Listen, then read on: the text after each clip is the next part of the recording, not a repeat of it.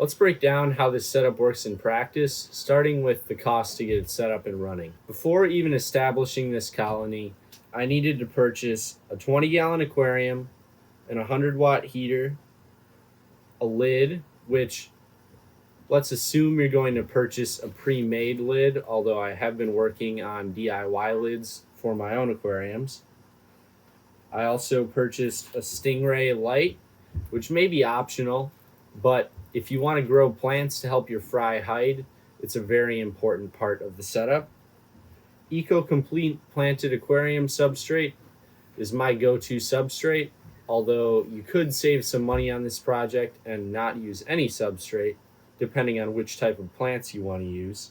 One of the key components of this setup that will make or break it is the use of a sponge filter. If you were to use some other sort of filter, this setup, in my opinion, would not function anywhere near as well. A sponge filter is key to making sure that fry can survive so you can maximize production and profit. An air pump is also key because it's the only way to operate a sponge filter. And finally, you'll need some airline tubing. Altogether, my total cost of equipment for setup was $203. Now let's break down the cost of livestock and plants for this setup. So I chose to go with some really high-end guppies in this project because I wanted to have a higher startup cost, but higher payoff down the line as I sell the offspring for a higher dollar amount.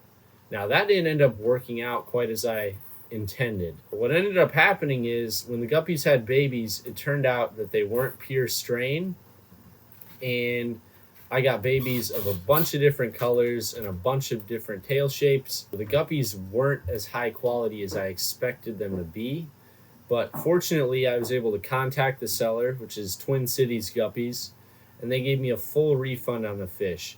So I would highly recommend working with them if you're looking for higher end guppies, because they do stand by their product and they were able to make up for it when it didn't live up to the standards I expected.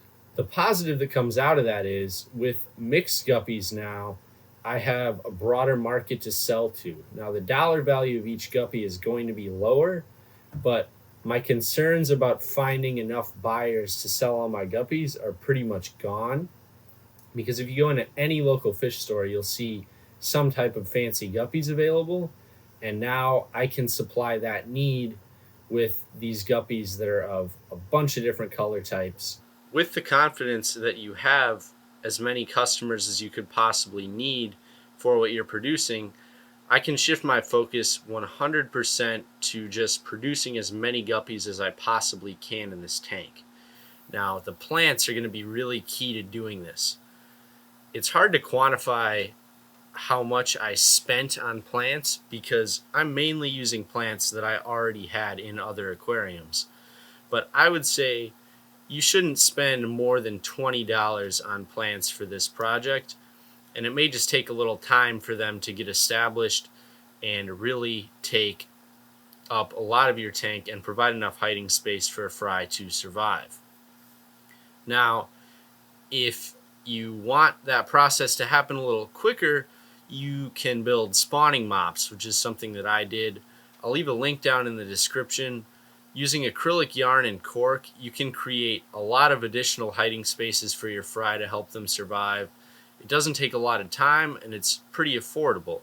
And as far as plants go, some of the ones that I would recommend include Java moss, Vallisneria, which plays a key role in providing hiding places in my setup. Those are probably the two main plants that I would recommend. I've also just started using guppy grass. I don't have a lot of experience with it, but considering its name, I think it's probably a pretty good starter plant for this type of project. Really just go to your local store and see what they have. You want something that grows fast and is easy to keep, because you don't want to be waiting forever for enough hiding places to be established for your fry to survive. And you also don't want the plant to die, obviously.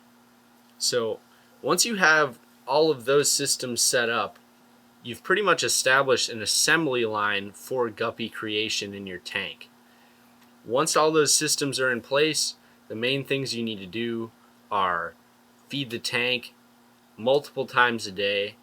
I would say, if possible, up to 4 times a day is great. Make sure you don't overfeed, but you definitely want to make sure there's always food available when the fish want it as much as possible to maximize production and minimize the chance that one of your guppies gets hungry and looks for a baby guppy to eat, because every time that happens, that's one more guppy that's going to take longer to grow to maturity for you to sell. Now, going into some of the struggles that I've had with this, nothing has been extremely challenging, but you do have to watch out for water quality when maintaining an aquarium with high population density.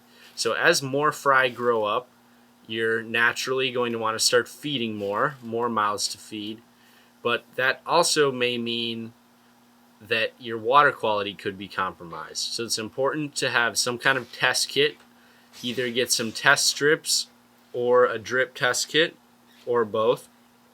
And you're going to want to monitor a couple things that I've noticed having issues with. I've run into some issues with the KH, or carbonate hardness, in my water dropping, and then my pH as a result dropping as well, and what's known as a pH crash. So you're going to want to monitor your pH, because ideally you'll keep it at a high level of approximately 7.8, because that's what guppies prefer. If you don't test your water regularly, you could run into a pH crash that could potentially kill your fish. I haven't had this happen. I was able to catch the pH dropping and correct it. And the product that I recently discovered that I think may be the solution for this is alkaline buffer from Seachem. Now, I don't have a lot of experience with this. In the past, my alternative to using this buffer was crushed coral. Now, if I were to do this setup again, I think I might use crushed coral as a substrate instead of EcoComplete. EcoComplete is inert, which means that it has no impact on the pH of your aquarium, which in a lot of cases is a good thing. You don't want your pH being modified by things you put in. But in this case, you really want the pH to stay at a high level, and using a crushed coral substrate will allow for a natural buffering of the pH to keep the KH high, which prevents pH crashes from occurring.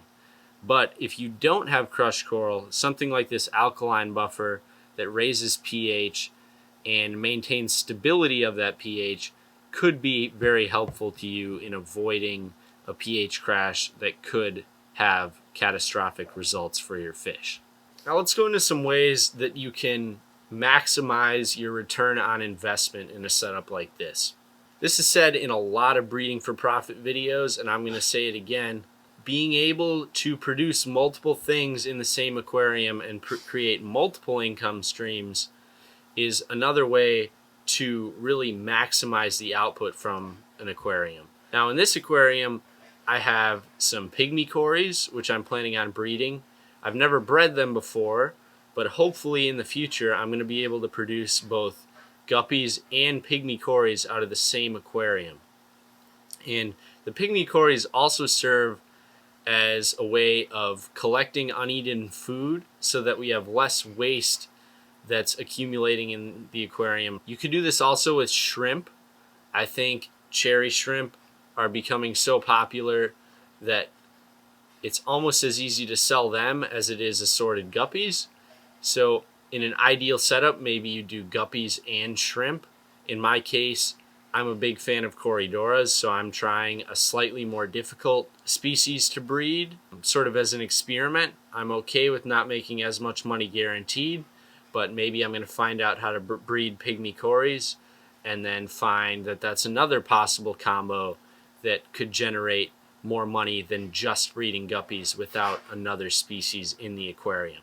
It's very different depending on what area you live in, how many fish stores you have near you, but the good thing about guppies is pretty much every freshwater fish store that I've been in is trying to sell them. So if you're trying to establish a setup like this where it's passive income, not a lot of headaches and work worrying about how to sell the fish or what additional work to put into the aquarium, finding a local store to sell to is going to be your best bet.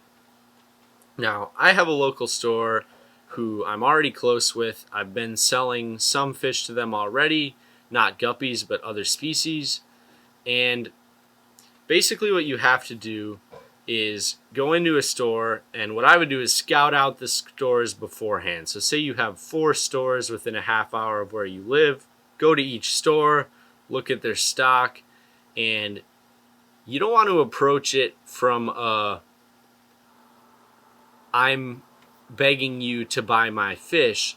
You want to approach it from which one of these stores is going to do the best job of selling my fish so that I can sell a lot of them and not have to worry about if they will need more and be able to continue buying my fish. You want to avoid overproduction. So you want to be able to produce as many guppies as you want and still have them asking you to sell them more. So go to all of those stores, look at their stock, look at how healthy their tanks are, see how busy it is, how many customers are in the store buying fish, and evaluate, do I think that they would do a good job presenting my fish to sell, and would they be able to sell a lot of them? You also want to evaluate, do a lot of the fish look unhealthy in this store? Is it possible that they would kill my fish before they could sell them? You don't want to sell to a store that isn't doing a good job keeping their livestock alive, because if they kill your livestock, they're not going to be blaming themselves. They're going to be blaming you. So you really want to be particular about what store you choose to work with. And once you've identified that, I think the best way to establish that relationship is already have some guppies ready to sell.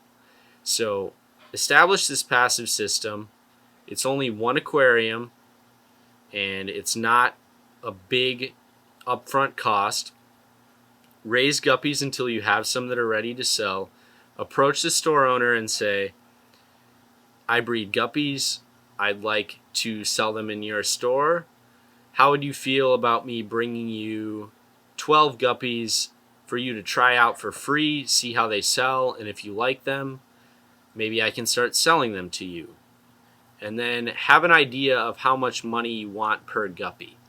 Now, guppies are a pretty low value fish. You can't expect to get $5 a guppy. That's just not, unless you're breeding a specific strain like I had mentioned earlier, and you're selling to a place that has high-end customers, I would guess you're getting, at a max, $1.50 a guppy. Now, personally, I haven't even sold my guppies yet, so I can't tell you that for 100% certain.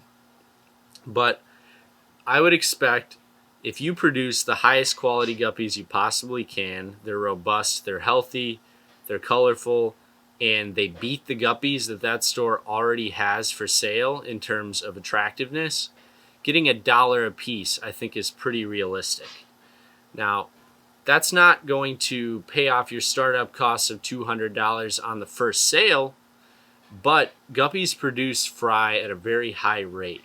Each female produces a batch of fry every 30 days, and that batch can range. I've seen groups of fry as small as maybe 20 or 30, but as the guppy gets bigger, those batches expand. And as you start with a small group of guppies and accumulate more females, maybe you sell most of the new mature guppies, but you keep the nicest ones and build yourself up to, say, 6 females. And then all of a sudden, you're able to produce, say, 50 to 100 mature guppies a month. Now, it's hard to say whether that's realistic or not. You need to watch your water conditions. When you're producing that many fish, you're going to be feeding a lot, and there's going to be a lot of waste turnover in the aquarium. But it's all about being consistent. If you can produce guppies every month and sell 25 to 50 guppies a month, let's be conservative and say you sell 25 guppies a month. 25 guppies a month for a year is going to be $300 in a year. So in less than a year, you paid off the expenses of setting up that aquarium. in a full year, you've paid off the expenses of setting up the aquarium and paid for your initial investment in the guppies and your initial investment in the plants. You may not get rich with this setup, but it's a very small amount of work. You get a great tank that's really fun to look at, and it makes you money without you having to worry a lot about doing more advanced things like pulling eggs, hatching baby brine shrimp, or any number of different things that more advanced fish require for you to breed. Let me break down some of the foods that I like to feed guppies. Extreme krill flakes and extreme nano are the two main foods that I feed to my guppies. And these were recommended by Twin Cities Guppies that I purchased the guppies from. And based on my experiences, my guppies do really well with those two foods. I also like to work in some forms of algae in the form of algae pellets, but really it's about variety. And guppies aren't too picky. If you find a staple flake at your local fish store, the key is making sure your fish eat it. Occasionally, I've gotten a food and I try to feed it to my fish and they pick it up, spit it out, and never touch it again. I can tell you that if you use extreme nano and extreme krill flakes, in my experience, the fish love it. They've bred and grown very well on it. It's really just about finding what works for you. But with guppies, it's not really a challenge. They're not very picky, and you should find success really easily with almost any staple food you find on the shelf at your local fish store or online at your favorite website. But the food is not something you really have to worry about. You don't need to buy anything super flashy or expensive to make it work for your guppies. Thanks for watching, guys. If you want more tips on how to keep not only your guppies but all of your aquarium fish healthier, check out this video. Thanks for watching, and I'll see you in the next one.